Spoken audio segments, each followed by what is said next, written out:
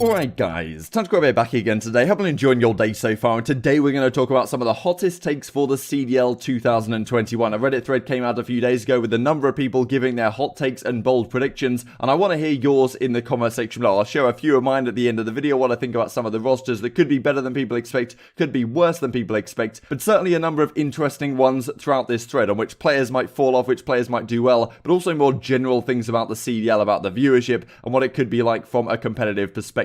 Like if you enjoyed the video, subscribe if you are new as always. I would greatly appreciate it. It really helps out the channel. Thank you for doing that. First of all, then, this from the guy who actually posted the thread, that being Ronnie LFC 98. I have a few. Scump will be a top 5 sub, with it being back to 4 versus 4. Just got a really good feeling about him this year. Dallas will make a roster change. Now, this is a crazy one, but Gunless won't get dropped this year, and Surge will stick together the entire season. So some interesting ones. I think this Gunless one is pretty interesting, right? We did talk about this on the channel a couple of days ago. The fact that him back with Looney, that was the only time that this team actually did stick together pretty much the entire season. But even then, they did make a roster change with methods for Slasher, but pretty much everyone would make that roster change at any point because Slasher is very highly rated without a doubt. The interesting one to me is that Dallas might make a roster change, right? And, you know, it's interesting to see. Personally, I don't think this is going to be the case because what roster change do you even make if you're Dallas, right? So you've got Crimsix on the team, of course, the winningest player of all time, and then you've got Hook, Illy, and Shotzi. And to me, Hook, Illy, and Shotzi is a core 3 that I cannot see splitting up for a number of years. Like, I can honestly see this Dallas team sticking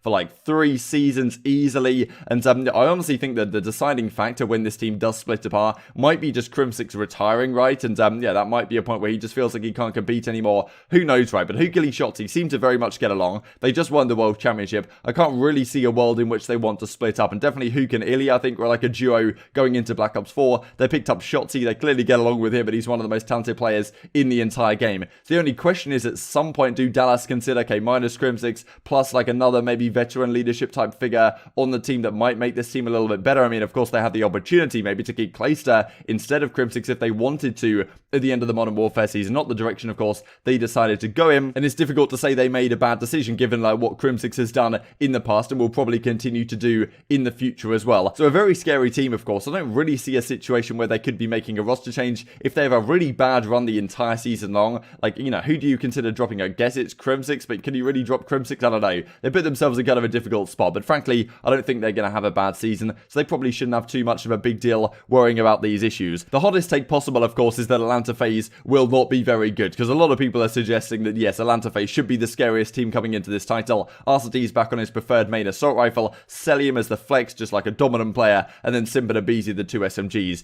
The only question mark is potentially, this is a 4 versus 4 boots on the ground environment. How good are these guys going to be in that situation? Are they going to be overshadowed maybe by players who are more proficient in a traditional environment? But the slaying power on this team is just absolutely out of control, and I don't think they're going to have too many issues. But at the same time, it is possible, right? Nothing is set in stone and guaranteed that these guys are going to be a top tier team. Do you think there's a chance that Atlanta FaZe actually aren't as good as people are suggesting they're going to be for the upcoming season? I mean, who really knows? We get this as well, 100 Thieves winning champs, quote me. So this honestly isn't out of the question to such a degree, given the fact that you've got Slasher and Kenny. They're both very good at the World Championship. TJ is on the team as well, plus Juan. I mean, who's it going to be? Temp and Abel? That's a question mark right now. I think it's less likely to be Temp, to my understanding, as this video is being made, but things, of course, could all certainly change. But I must agree, this is quite a bold prediction given the fact that the team has not even been confirmed as yet. This one as well, 8 is going to put on a 4 versus 4 clinic, as we talked about earlier today, the possibility of those type of players coming back into form. But also this one about the viewership, right? We've certainly seen through the Modern Warfare season, the viewership tended to have an uptick, even given the fact that Modern Warfare wasn't exactly the best game to watch. The World Championships, yes, they introduced the drops and everything, but the World Championship Grand Finals had like 330,000 viewers, which is pretty impressive for Call of Duty. Will the viewership continue to rise? My personal expectation, of course I'm biased given my livelihood depends to some degree on how well this channel does, and personally I do think the viewership is going to continue to rise given the fact that the CDL should be investing more and more resources in actually trying to transfer some of the casual players that have really got in through Warzone to the professional side. And there's so much simple things, there's so many simple things they could do within the game itself to just drive traffic to the CDL that they're not doing right now. Just something like that to introduce into the game, and to actually have like camos in the game, and just pointers when the CDL is live, when you're actually in the game state itself, might make a huge difference. And the increase we've seen in terms of the Reddit numbers and the viewership on this channel the last season has been phenomenal. I'm hoping and I'm somewhat expecting that is going to continue going forwards. I think the CDL is in a pretty good spot, but you guys may certainly disagree in the comment section below. There is no right answers to these things. We simply honestly do not know. Haggy and Aches team on Paris and win champs. I don't think this is going to happen, unfortunately, but would be a pretty entertaining one. This also as well, there's going to be sniper strats for respawn games. When's the last time we saw a sniper being pulled out really in the respawns? I think Formal did it a couple of times, maybe in Infinite Warfare. We saw it back in the day in Black Ops 2. Karma pulled it out against Opti Gaming, I think, actually, on their clip came out on the Reddit quite recently. It was on, what was it, Yemen Hardpoint, first hill, pulled out a dual band DSR, took a couple of people out,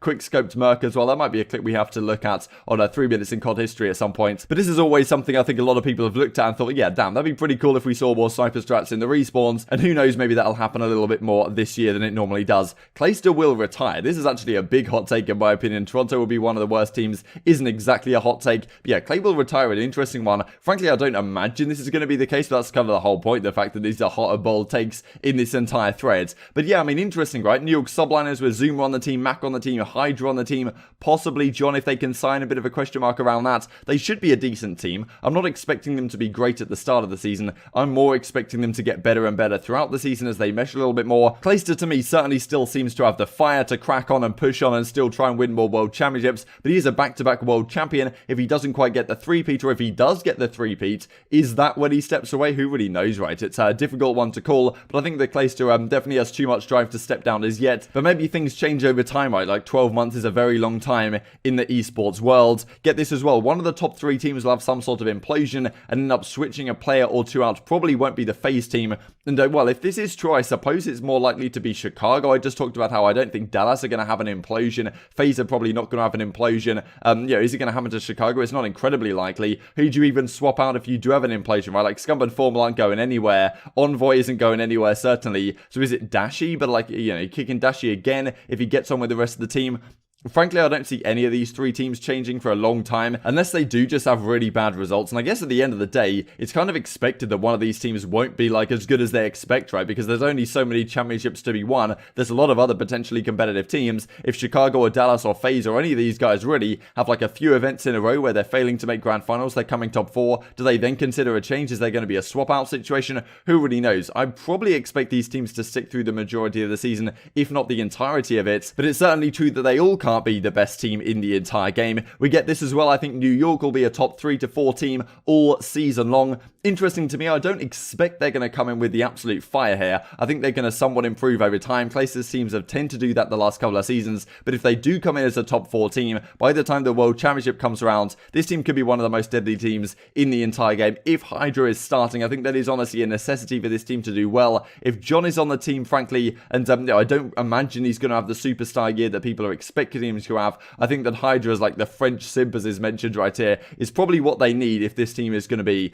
the best team in the entire game. This one as well, I'm not a hot take about rosters, but if Miami is a map for literally any game mode, we are in for a rough year. Personally, I think it can be okay for Search and Destroy, but the other maps, the other game modes at least, I think we're in a bit of a question mark, and hopefully, certainly, we do have some good maps in this game. That is the big question mark to me that is going into this entire year. Please give us some good maps where the game actually drops for competitive play. I would love to see it, and of course, this one is the big take ready from Broken Bullet. Everyone will hate the game, and it's going to be another garbage year. Of course, we know how the COD cycle works, and over time, everyone tends to detest the game and prefers the previous game and says that Modern Warfare was significantly better and all this kind of stuff. And it's going to happen at some point. That's just how the Call of Duty cycle works. Quite frankly, we know how it is for multiple years in a row. However, this title, is it going to be as good? I think really the question mark to me is the maps. I think the game plays relatively well. I think the developer support is significantly better than Modern Warfare, and that's really where we're going to have a significant advantage. I've had a number of things behind the scenes of players in discussions on a daily basis with some of the developers about how they think they should change XYZ about the game for the next title. That's a really big deal to me, and if it does happen, I don't think that the pros are going to have a real disdain for this game